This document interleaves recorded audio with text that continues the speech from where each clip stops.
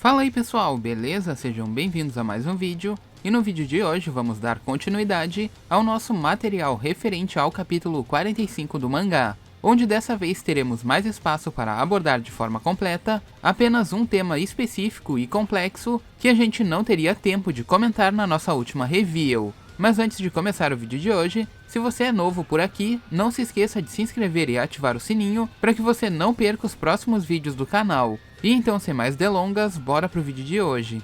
Pois bem pessoal, eu já os aviso desde já que esse material será completamente uma teoria, mas baseado nas informações canon que tivemos tanto na obra original quanto no capítulo 45 de Boruto, já que nesse capítulo nos foi revelado como Jigen orquestraria o seu plano de destruição em massa. Entendemos basicamente por meio do Amado que o objetivo da Cara se trata em obter um novo fruto de chakra, e para isso Jigen usaria um Juubi para enraizá-lo no planeta e sugar a sua energia vital, com isso destruindo a vida na Terra e obtendo assim um novo fruto de chakra. Fruto esse que seria usado para revitalizar o seu antigo poder, ao mesmo tempo em que os outros membros internos também realizariam o seu desejo pessoal na busca pelo fruto. Conseguimos compreender basicamente como funciona a lógica desse plano, mas ele acaba deixando muitas dúvidas em aberto, como por exemplo, qual o objetivo do Jigen em obter esse poder, de onde veio o Juubi que ele possui e como funciona o sistema de plantação e colheita do clã, e principalmente qual a razão pela busca pelo chakra e as cargas genéticas que o fruto carrega. E é exatamente isso que nós vamos tentar entender dentro desse vídeo. A começar então pela busca do fruto. Como foi explicado pelo Amado, o fruto é completamente carregado de chakra e massa genética. Mas de onde vem esse chakra e o que é esse material genético? O chakra basicamente vem de todas as pessoas, seres vivos e energia do planeta que a Shinju acabou absorvendo ao longo dos anos. Mas Saulo, se a Kaguya foi a progenitora do chakra, então antes disso certamente o chakra não existia, pois eu vi o pessoal comentando sobre isso em um outro canal. E eu peço para que vocês tenham calma com relação a isso pessoal, pois definitivamente não é dessa maneira que funciona o conceito de chakra, pois ele sempre existiu na obra de Naruto desde que a vida existe no planeta. E é exatamente isso que o clã Otsutsuki busca. Kaguya certamente foi a primeira a empunhar o chakra, de maneira que ela pudesse moldar essa energia para controlar as guerras que aconteciam no planeta. Um tempo depois, quando Hagoromo nasceu e espalhou o Ninshu, ele não saiu distribuindo chakra a rodo por aí. Ele simplesmente deu um impulso para que outras pessoas pudessem manipular o chakra que elas já possuíam, mas não eram capazes de utilizar. E com o passar do tempo isso foi se aprimorando, levando em consideração que Indra teria continuado o impulso que Hagoromo deu, transformando o conceito de moldar chakra no ninjutsu que conhecemos atualmente. E então o chakra recolhido pela Shinju veio de fato do sangue das guerras e das vidas que eram tomadas pela árvore divina. Quanto à massa de DNA que o fruto possui, ela é a maior e mais importante informação que a gente tem sobre o clã Otsutsuki, pois é ela quem pode nos levar à resposta que queremos. Como sabemos, atualmente a única Kekkei Genkai, ou linhagem sanguínea que existe não pertence à árvore divina, é unicamente o Byakugan, que vem de descendência direta dos próprios Otsutsuki. Outras Kekkei Genkais e Doujutsus que apareceram são todos exclusivos da Shinju que se criou na Terra, definindo assim Kaguya como a progenitora do chakra. Mas eu preferia tratar a Kaguya simplesmente como progenitora das linhagens, já que a partir do momento em que ela comeu o fruto, toda a carga de DNA que ele possuía foi passada para ela, com todas as linhagens e doujutsus possíveis que vimos na obra.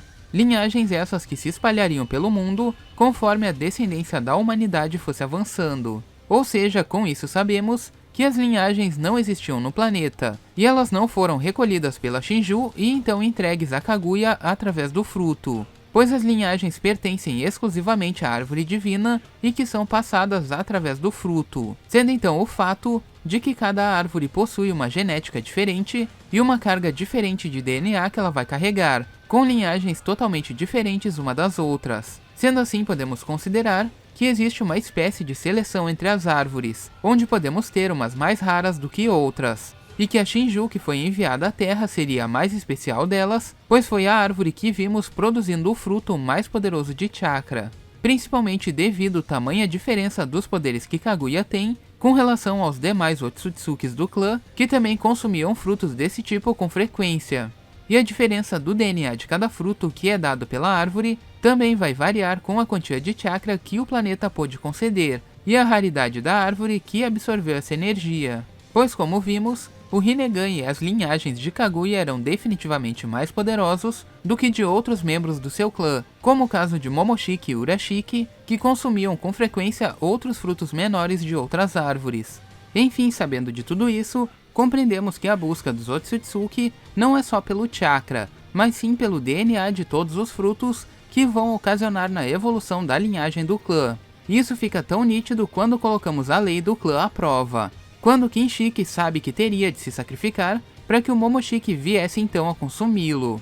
E explicando rapidamente essa cena, ela deixa subentendido que tanto Kinshiki como Momoshiki passaram suas vidas inteiras consumindo frutos de chakra e evoluindo seus DNA, e perder toda essa informação genética de milênios de colheita pelo universo não seria algo muito vantajoso para o clã, e então por conta disso, Kinshiki se deixa ser transformado em um fruto antes de morrer, para que com isso o Momoshiki carregue todo o seu DNA que ele consumiu durante toda a sua vida, e todo o esforço que ele teve ao longo desse tempo não fosse em vão, dando a ele não somente chakra, como também um novo DNA ao seu aliado. E isso fica ainda mais claro quando Momoshiki vem a morrer também, pois o esforço do clã em não perder tudo que foi conquistado é tão grande que eles ainda fazem uso do Karma, servindo como uma espécie de backup para que toda a informação obtida pelo Otsutsuki ao longo dos anos não seja completamente perdida de forma repentina. Isso também explica os Otsutsukis não poderem se matar entre si, como no caso do Urashiki não ter matado o Toneri,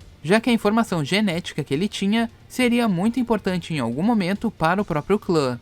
Ou seja, com isso podemos concluir que o clã Otsutsuki busca pela perfeição, onde no final de toda essa colheita, alguém que os lidera ou os guia resultará na maior massa de DNA conjunto do universo, algo muito próximo se comparado com a verdade de Fullmetal Alchemist, com uma busca frenética por energia vital e genética que, ao serem consumida entre si, resultará no final em um ser perfeito, algo que poderíamos considerar simplesmente como Deus. Pois bem, sabendo disso, entendemos que cada semente que vai gerar uma Shinju tem uma genética completamente diferente, e que vai conceder poderes diferentes para quem consumir o seu fruto. Mas agora o que devemos entender é de onde vêm essas árvores, já que nem mesmo o Amado sabe de onde veio o Juubi que o Jigen possui. E até o momento sabemos que os Otsutsuki agem em um sistema de colheita, onde eles vêm acompanhados de um Juubi que será plantado no planeta e que vai absorver o chakra do corpo celeste.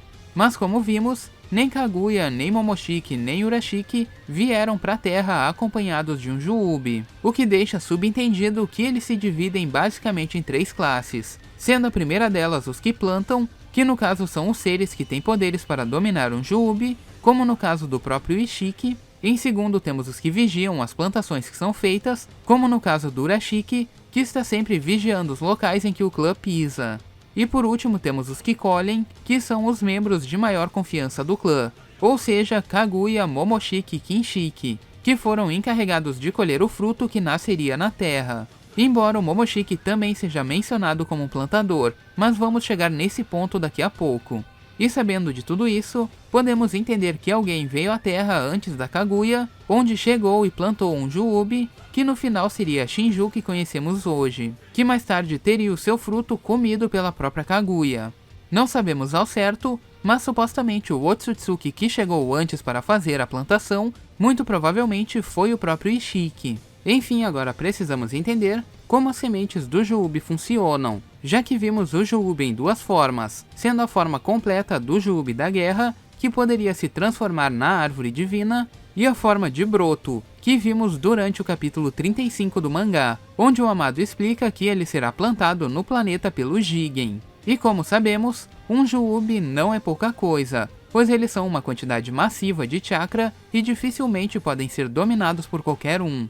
E agora, falando um pouquinho sobre botânica, é interessante notar que o Amado cita que o Juubi seria basicamente como uma semente, mas na realidade ele tem o formato de um broto, que seria um estágio mais avançado de uma semente. E quando a gente vai plantar alguma coisa com mais dedicação, não saímos enfiando uma semente no solo e tacando água por cima, já que existe todo um processo de germinação que requer um cuidado maior com a semente, até que ela se torne um broto e possa ser enraizada na terra em algum dia. E com o que vemos com o Juubi do Jigen, ele aparentemente já está nesse processo avançado, apenas esperando para ser plantado e executar o seu plano. Mas com isso acaba ficando a dúvida de como o Jigen deixou o Juubi nesse estágio, já que imaginamos que ele precisa ser tratado até o momento em que ele evolua a esse estágio. E a resposta para isso seria possivelmente que a semente foi alimentada com o chakra recolhido ao longo dos anos, como no caso do elixir de Cinabrio que o clã Otsutsuki produz, que nada mais é do que uma pílula massiva de chakra comprimido, com esse chakra podendo evoluir o Juubi de uma semente para um broto. Mas de onde veio essa semente, infelizmente não sabemos. O que sabemos é que em teoria ela existe em uma versão menor do que seria um Juubi.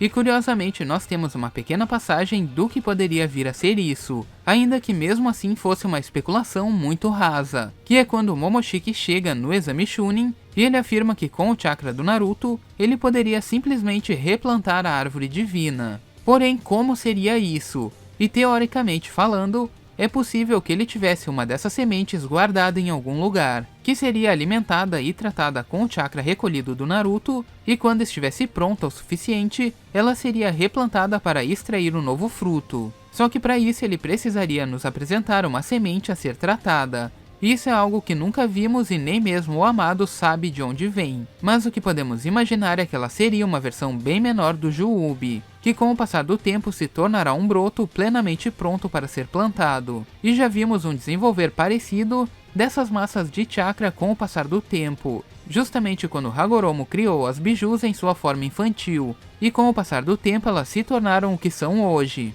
E com o Juubi isso aparentemente segue a mesma regra, porém em uma linha evolutiva.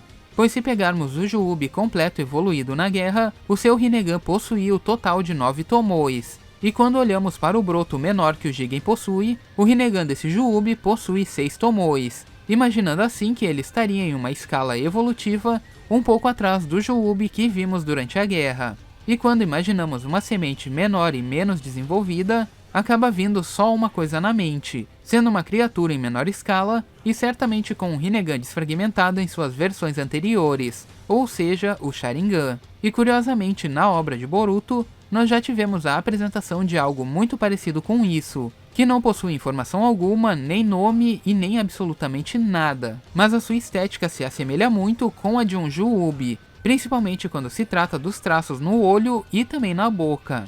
Supondo então que seria exatamente ela, a criatura espiã do Shin, que apareceu durante o período do arco Gaiden. E atualmente, mesmo depois de 5 anos em que o Gaiden foi publicado, nossas informações sobre esse personagem são absolutamente zero. Só que o que sabemos que ela possui seria um Sharingan completamente evoluído, tendo a aparência similar à do Juubi e podendo utilizar um ninjutsu de espaço-tempo com seu Mangekyo Sharingan.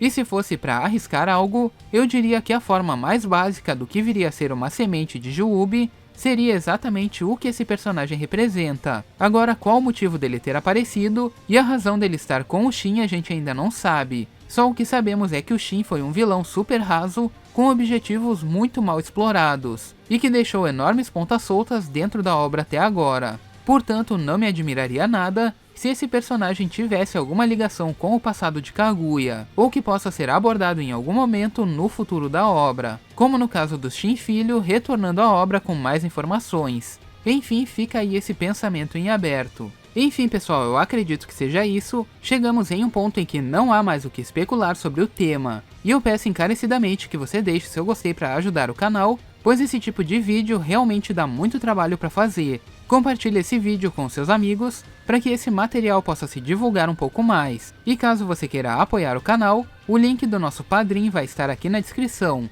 Mas então pessoal, esse foi o vídeo de hoje, e eu espero que vocês tenham gostado. E se você gostou, deixe seu gostei para dar aquela força aqui pro canal. E enfim, eu vou ficando por aqui, a gente se vê no próximo vídeo. Falou!